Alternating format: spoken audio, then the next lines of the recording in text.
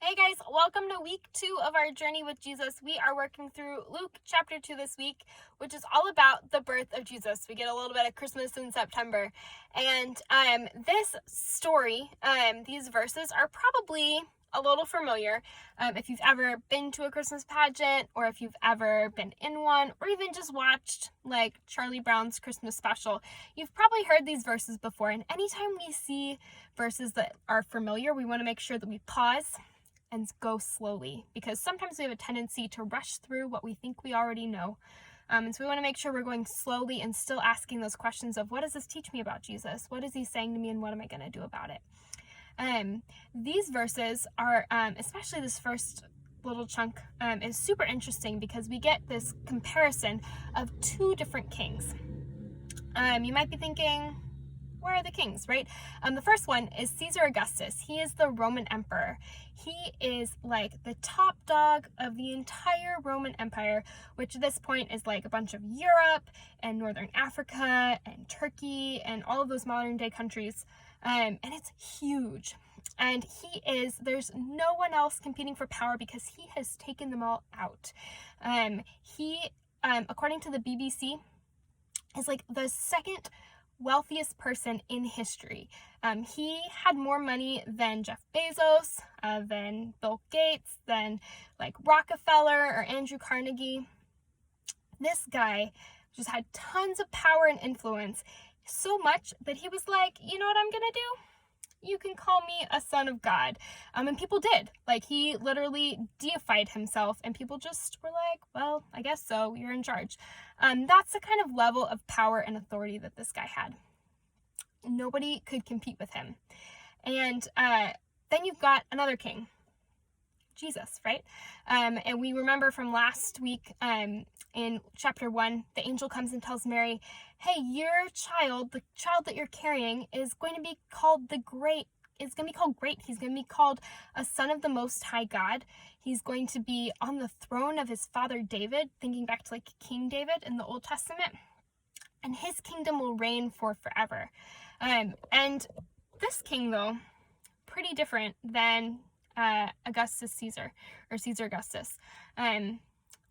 Infant, baby, right? He was born to a carpenter and a young girl. Didn't really seem influential, right? And you can kind of pick this up because think about if Caesar Augustus rolled into town, right? He would have a place to stay. People would create space for him. They would automatically like make a place for him, right?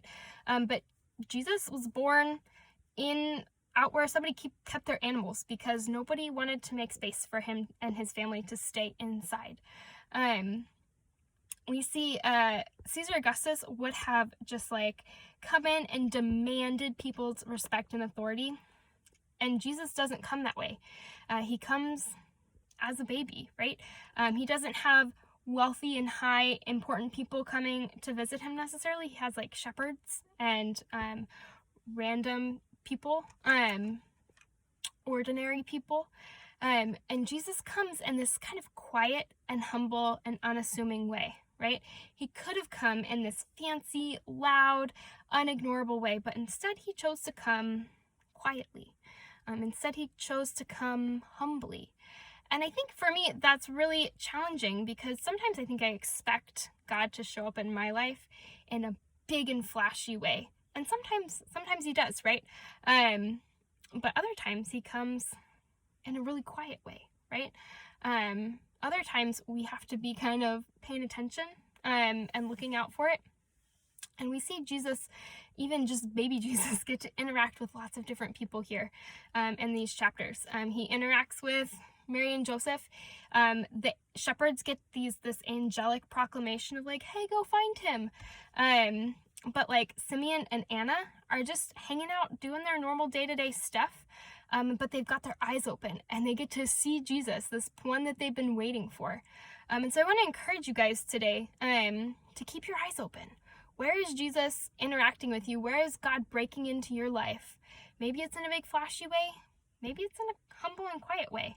And then I want us to think about, how does Mary respond at that end of the section with the shepherds, right? It says, Mary stored up all these things and she pondered them and she treasured them in her heart. She's thinking about them. She's thinking about all these wonderful things that God has done, and she's like holding on to them, holding them close. And so I think that's how our posture should be too, right? We want to be thinking about, what are the things that God has done in my life, and how can I hold those things close, and how can I keep my eyes open for the ways that God is at work. I love you guys, and I'll see you next time. Have a great day.